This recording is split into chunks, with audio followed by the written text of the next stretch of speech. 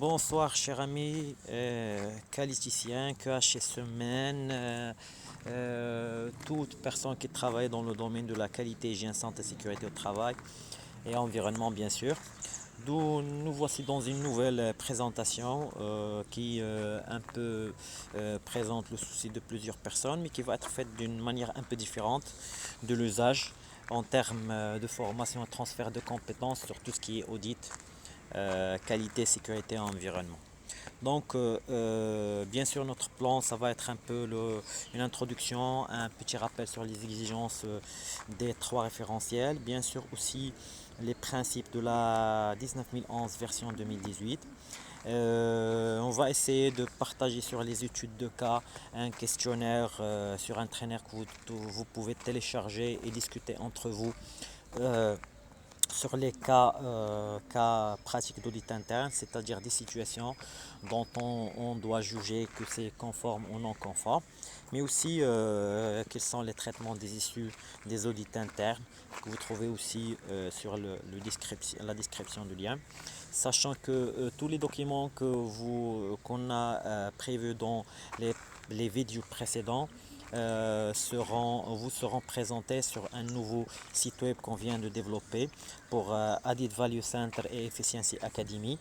Donc sur le lien du descriptif, on vous invite d'aller télécharger les documents que vous voulez et aussi nous laisser vos commentaires, bien sûr de nous encourager avec vos abonnements et partage des vidéos pour toucher un maximum de personnes. Et toujours notre devise, c'est partager le progrès. Donc en termes d'introduction, on va faire un peu des définitions. C'est des définitions que vous trouvez dans les référentiels normatifs. Donc on a la partie audit. La partie audit, donc c'est un processus systématique, c'est-à-dire il suit une fréquence systématique qui est fixe, indépendant et documenté, donc indépendant avec des ressources qui sont indépendantes des processus et des éléments documentés, c'est-à-dire il y a une procédure qui nous montre comment réaliser les audits, avec quel système, avec quel formulaire, en vue d'obtenir des preuves d'audit, c'est-à-dire des constats, des situations qu'on doit enregistrer, les évaluer d'une manière objective, c'est-à-dire il y a un référentiel derrière qui va nous juger est-ce que c'est conforme, non conforme, ou il y a un risque de non-conformité ou un point sensible, un point faible qui ne justifie pas l'exigence, pour déterminer dans quelle mesure les critères d'audit sont satisfaits, c'est-à-dire les objectifs préalables pour lesquels on a défini notre audit cible. Les critères d'audit, c'est un ensemble de politiques, procédures ou exigences, c'est-à-dire tout ce qui est documentation qui est déclarée dans le périmètre du système management, qualité, sécurité et environnement. Les preuves d'audit sont les enregistrements, c'est-à-dire c'est les documents preuves qu'on collecte. C'est les énoncés et les faits, c'est-à-dire les informations citées par l'audité et qui se rapportent aux critères d'audit, c'est-à-dire aux référentiels sur lesquels on s'est basé pour définir notre audit et qui sont vérifiables. Les constats d'audit, c'est les résultats d'évaluation des preuves d'audit, c'est-à-dire la conformité ou la non-conformité par rapport aux critères, c'est-à-dire à notre référentiel. Et les conclusions sont les détails des résultats, non-conformité, points forts, points faibles, ainsi que les recommandations qu'on peut stipuler. Donc le commanditaire de l'audit, c'est l'organisme, c'est-à-dire ça peut être dans le cas d'audit interne l'entreprise, dans le cas d'audit secondaire, c'est le client et le client de l'organisme. En cas de tierce partie, c'est-à-dire l'organisme qui reconnaît son organisation. Donc auditeur, c'est une personne possédant la compétence, c'est-à-dire qualifiée pour réaliser l'audit. L'équipe d'audit, c'est un ou plusieurs auditeurs réalisant un audit assisté si nécessaire par un expert technique. L'expert technique, c'est une personne qui a la compétence sur une partie technique spécifique de l'audit. Le programme d'audit, c'est un ou un ensemble de plusieurs audits dans un laps de temps, c'est-à-dire dans un intervalle et dans un objectif déterminé. Le plan d'audit, c'est le déroulement de l'audit en lui-même, c'est les phases et les étapes avec les personnes qu'on va auditer. Le champ d'audit, c'est l'étendue et les limites d'audit, c'est les périmètres du système management QHSE.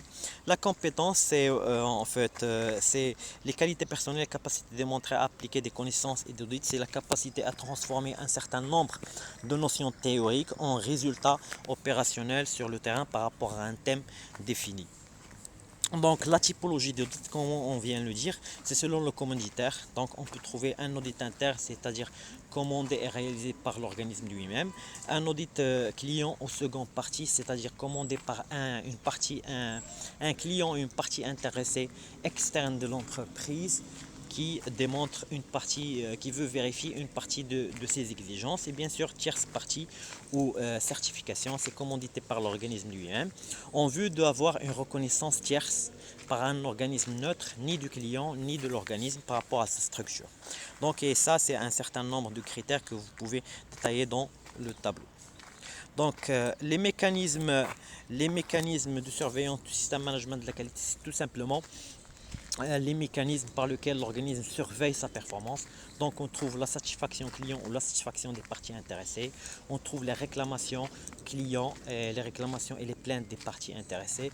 Mais aussi on a tout ce qui est mécanisme de surveillance opérationnelle, c'est les indicateurs qui surveillent la santé du système management de la qualité, sécurité, environnement par rapport aux objectifs qu'on définit soit dans la politique, soit dans les processus du système management QHSE. Mais aussi on peut trouver l'audit interne comme étant de surveillance de la conformité des dispositions documentées, c'est-à-dire les procédures et les processus dans le système management QHSE. Et à la fin, on trouve la revue de direction qui est un mécanisme de surveillance globale de l'ensemble de ces thèmes. Donc un peu un rappel des exigences QHSE. Donc c'est les référentiels des trois normes que vous trouvez au niveau de la description sur les vidéos précédentes qui présentent les exigences de la 9001, de la 14001 et bien sûr de la 45001 déployées dans les vidéos précédentes. Et si vous avez un commentaire ou un point pour clarifier un certain nombre d'exigences sur les trois normes, vous pouvez le mentionner dans le commentaire afin qu'on puisse vous répondre soit par une vidéo explicative, soit on peut vous répondre sur votre mail par rapport à un document spécifique, une explication détaillée. Bien sûr, l'évaluation des performances QHSE, comme on l'a dit, c'est la satisfaction client, les audits, les indicateurs, ainsi de suite.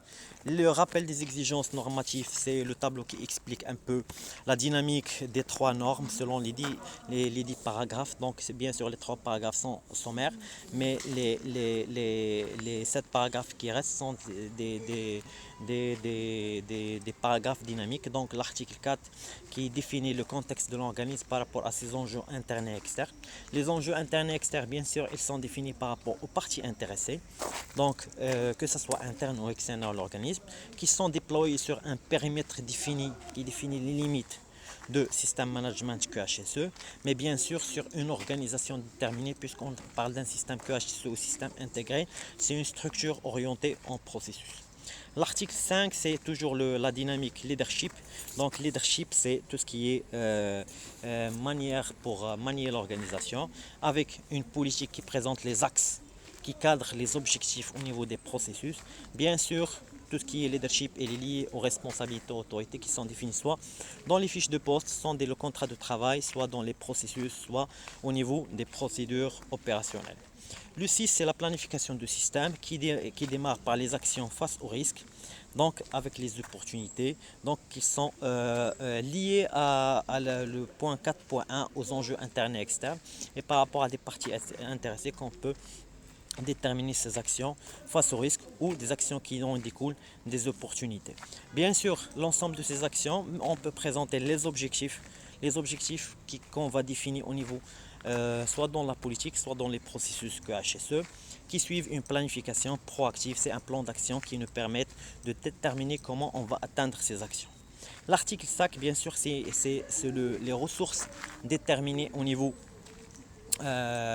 de l'ensemble de l'organisme, que ce soit ressources humaines, en termes de compétences, sensibilisation, bien sûr tout ce qui est communication interne et externe avec son plan de communication, mais aussi aux informations documentées, comment gérer les informations documentées au sein de l'entreprise, bien sûr les ressources techniques et les ressources financières qui peuvent être déployées sous forme de processus.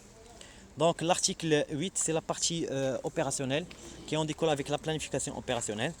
Tout ce qui est éléments bien exigences relatives au système management de la qualité via le client et bien sûr tout ce qui est conception au développement des exigences clients, mais aussi au système de maîtrise de production opérationnelle qui consiste à la planification opérationnelle, l'ordonnancement, l'identification de traçabilité, la propriété de client, bien sûr les activités de libération de produits de préservation et aussi tout ce qui est traitement des issues non conformes. Bien sûr, le NEF, c'est l'évaluation de performance avec le plan de surveillance global qu'on a défini dans l'évaluation des performances, la revue de direction avec ses éléments d'entrée et ses éléments de sortie, et bien sûr tout ça va faire sortir un plan d'action, que ce soit actions correctives ou des actions qui sont préventives, qui sont liées au 6.1 qui est action face au risque ou face ou des opportunités. C'est la même dynamique que vous trouvez dans la 14001, sauf que la différence c'est dans la maîtrise opérationnelle, donc qui en découle. Et vous avez des documents sur le lien de téléchargement qui présentent la maîtrise documentaire, que ce soit aux déchets, activités dangereuses, déversements, ainsi de suite, situation d'urgence. C'est la même chose pour la 45001. Aussi, c'est la différence, c'est le chapitre 8 qui présente la maîtrise opérationnelle par rapport aux travaux dangereux et aux situations d'urgence, sachant que le 6 en termes de planification elle est le même, sauf que la qualité on présente les risques liés à la dynamique de processus. L'environnement on détermine les risques liés aux aspects et aux impacts environnementaux. Dans la sécurité on détermine les risques liés à la santé et sécurité au travail avec leur conformité légale et réglementaire. Donc la 19011 c'est simple. Elle est découlée aussi sur 10 chapitres avec le 4, c'est les principes de l'audit, avec la déontologie, la présentation impartiale, la conscience professionnelle, l'indépendance, la confidentialité et la sécurité, l'approche fondée sur la preuve et l'approche à risque. Donc avec le 5 aussi, c'est tout ce qui est management, c'est la priorité à la direction en termes d'audit, tout ce qui est politique commerciale, ça peut être un objectif, les exigences relatives au système, c'est-à-dire l'application des procédures, les exigences légales, réglementaires et contractuelles, c'est les tierces parties, la nécessité d'évaluer les fournisseurs comme étant un flux externe au processus, les exigences clients, les besoins des autres parties intéressées, ainsi que les risques, que ce soit selon le thème de l'organisme. L'étendue et champ d'audit, c'est un champ objectif. C'est en fait le champ et l'objectif de l'audit en termes de réalisation qui est très défini au niveau du programme d'audit. La fréquence des audits à réaliser, le nombre d'importance, l'importance, la complexité, la similitude, la localisation, les besoins en accréditation bien sûr, les conclusions des audits précédentes, les langues, les préoccupations ainsi, tout ce qui peut lier à l'étendue et champ d'audit en termes de limites organisationnelles. Bien sûr, les responsabilités et ressources sont liées aux procédures relatives au programme d'audit, c'est-à-dire la définition qui est le responsable, quels sont les auditeurs, quelles sont les activités phase 1, phase 2 en termes de préparation et réalisation de l'audit QHSE. La mise en œuvre, bien sûr, et l'enregistrement sont des éléments importants. Donc, pour précisément communiquer, coordonner, assurer le processus d'audit et assurer le bon déroulement, réaliser des enregistrements, il faut produire des preuves d'audit, des constats, c'est des documents pour donner qu'on a assuré qu'on a réalisé l'audit réellement, évaluer les analyses et les indicateurs de programme d'audit afin qu'ils soient satisfaisants par rapport aux critères sur lesquels on s'est basé pour déclencher notre programme d'audit. Donc la suite, c'est un certain nombre d'éléments opérationnels qui vont traduire les éléments, sachant que toute cette présentation, vous l'aurez en moyen de téléchargement, lien de téléchargement sur le lien de la vidéo. Activité de l'audit. Donc ça, c'est les activités d'audit qu'on va voir, c'est le déclenchement. Comment on les déclenche avec la nomination, la définition des objectifs et tout ce qui est préparatif de l'audit.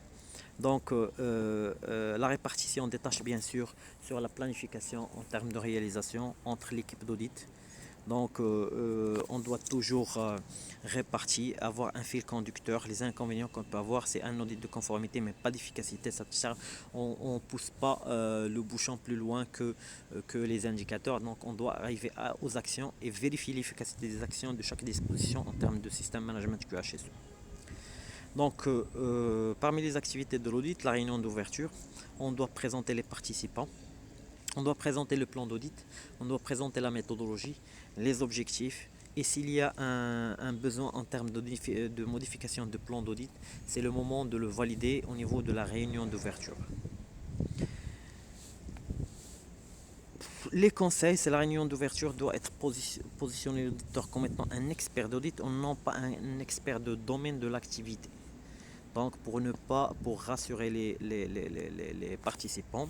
D'un deuxième point, l'audit interne doit être perçu comme étant un outil d'amélioration, c'est-à-dire on vient pour chercher la conformité et on ne vient pas pour chercher la non-conformité. Bien sûr, il faut avoir une atmosphère de confiance et conviviale pour ne pas dramatiser la situation et bien sûr, il ne doit pas dépasser un quart d'heure. L'entretien, les rôles et responsabilités et guide des observateurs. Il faut avoir un guide ou un observateur et qui n'ont aucune influence sur le processus ni la méthodologie d'audit. Bien sûr, il faut avoir des sources d'informations claires qui sont présentées dans le plan d'audit. Il faut avoir une méthodologie bien précise en se basant sur les dispositifs documentaires, en allant au dispositif d'indicateurs, dispositif des actions et l'efficacité et le retour par rapport à la procédure pour voir une approche cyclique et une approche très méthodologique. Aussi, il faut avoir des synthèses et des données qui sont validées lors de l'entretien avec l'audité pour avoir un traitement de confiance. Et s'il y a une anticipation d'action, c'est bien souhaitable.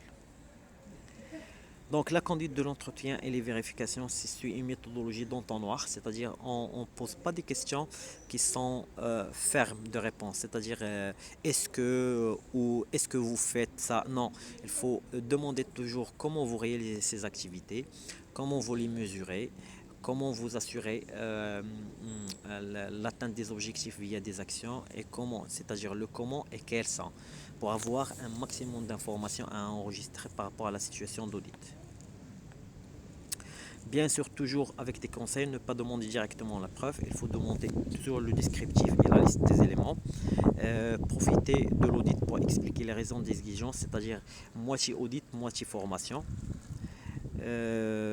Toujours avoir des conseils, s'entretenir avec des personnes plus niveau, faire de l'entretien sur les lieux habituels de travail et non pas sur des salles de réunion, éviter les questions qui faussent les réponses avec oui ou non, bien sûr toujours orienter moyen, orienter résultat, orienter action efficace.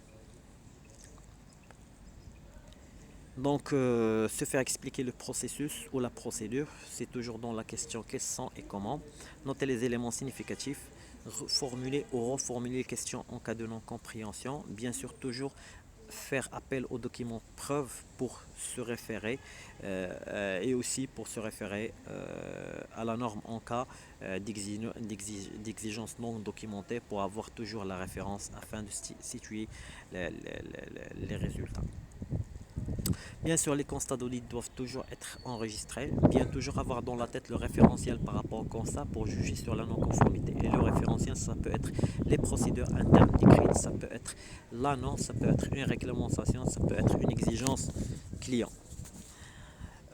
Toujours, il faut avoir la prise de notes, toujours l'enregistrement, toujours avoir des supports adaptés pour faire les questions déterminées.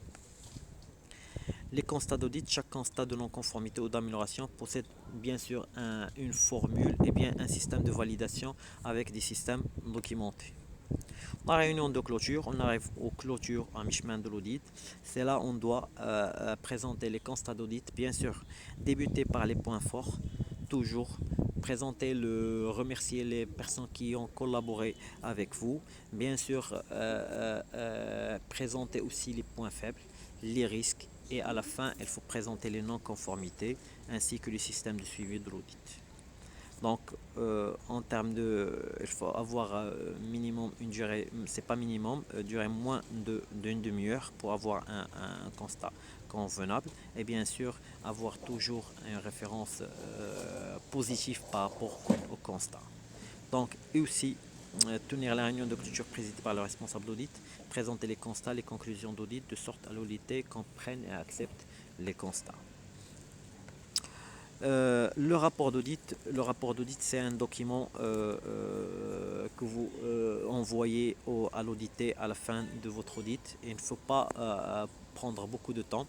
Il faut avoir presque 70% de la rédaction de rapport d'audit à la fin de l'audité. Et il faut le clôturer par la vérification des non-conformités qu'on a détectées selon la procédure de l'organisme par des actions correctives au niveau des plans d'action. Vous aurez dans le référentiel de documents téléchargés les documents que vous avez, que vous voulez en termes de toute la dynamique d'audit, ainsi de suite. Bien sûr, on vient aux qualités personnelles de l'auditeur. Il est intègre, il est ouvert, il est diplomate, il est observateur, perspicace en termes d'appréhendance instinctivement et capable d'avoir une compréhension des situations. Polyvalent, bien sûr, il est tenace, il est capable de prendre une décision et bien sûr, il est autonome en matière de conduite de l'audit. Bien sûr, les connaissances et les principes, les procédures techniques d'audit, c'est une qualification sur la norme, la 19011, à la base des référentiels normatifs ISO. Les systèmes de management et les documents de référence, bien sûr les situations organisationnelles et avoir une connaissance des lois réglementaires applicables au domaine de l'entreprise. Les aptitudes d'un responsable, donc il est capable de planifier, c'est un moyen de vérification de ses compétences. Présenter, qui représente l'équipe d'audit. Il doit avoir le sens de l'organisation et la répartition des équipes. Diriger, conseiller les auditeurs en formation, amener l'équipe d'audit et élaborer les conclusions d'audit, prévenir et résoudre les conflits bien sûr, et de préparer et établir le rapport d'audit final. Donc avec les méthodologies, ainsi de suite. Donc ça c'est en termes des éléments. Les points pour clôturer la présentation et donner un sens de référentiel de vos pratiques et de vos compétences. On vous conseille de vérifier les points essentiels en termes de management. Par exemple, la procédure d'action, on doit vérifier toujours avec la direction, la politique et l'explication des axes, bien sûr, et la liaison entre la politique et les objectifs. Voir les enjeux internes et externes aussi et leur méthodologie, leur liaison avec les risques et opportunités, les procédures bien sûr communes mais liées d'ordre management, bien sûr les éléments de la revue de direction et les éléments de sortie, et la gestion des plans d'action par rapport à la direction, bien sûr, ainsi que quand on dit objectif, c'est indicateur moyen de mesure. Pour les processus de réalisation, il faut voir toujours les procédures opérationnelles, les procédures de contrôle qualité, les procédures de gestion des réclamations, les objectifs QHSE, les analyses des risques globales, que ce soit qualité, sécurité, environnement, les contrôles réglementaires, ainsi que les situations d'urgence par rapport à l'entreprise. Bien sûr, on n'oublie pas quand on dit procédures opérationnelles, c'est tout le chapitre 8 applicable. Les processus support, on trouve les échanges d'achat et les sélections des fournisseurs. Bien sûr, l'évaluation des fournisseurs, c'est un élément très important. Tout ce qui est procédure de formation, de recrutement, tout ce qui est acquisition de la compétence. Bien sûr, les procédures informatiques, le flux du système d'information et les autres liés aux activités support, que ce soit management des ressources financières, management des éléments qui ont un impact sur l'entreprise, mais en termes de mise à disposition des ressources. Les, donc, on est à la fin de notre présentation, donc je vous prie bien vouloir de nous encourager avec vos abonnements, bien sûr, vos commentaires pour améliorer les thèmes. Et si vous avez un point que vous voulez qu'on détaille, vous le présentez en commentaire. Et on vous encourage aussi de vous abonner à notre site Added Value Center pour recevoir toute nouveauté, que ce soit en termes d'informations qui en découlent de l'ISO, les informations réglementaires, les soft management en termes de QHSE, ainsi que les départements, ainsi que les documents que vous voulez d'ordre gratuit, bien sûr, sur notre plateforme. Sachant qu'il y a des documents qui sont vendus parce que c'est des documents qui traduisent l'effort de notre équipe, et c'est à un prix d'encouragement qui ne dépasse pas les 5 euros, qui ont un compte PayPal, de nous encourager là-dedans. Merci beaucoup et mentionnez vos commentaires et vos besoins en termes documentaires. pour qu'on puisse vous partager avec.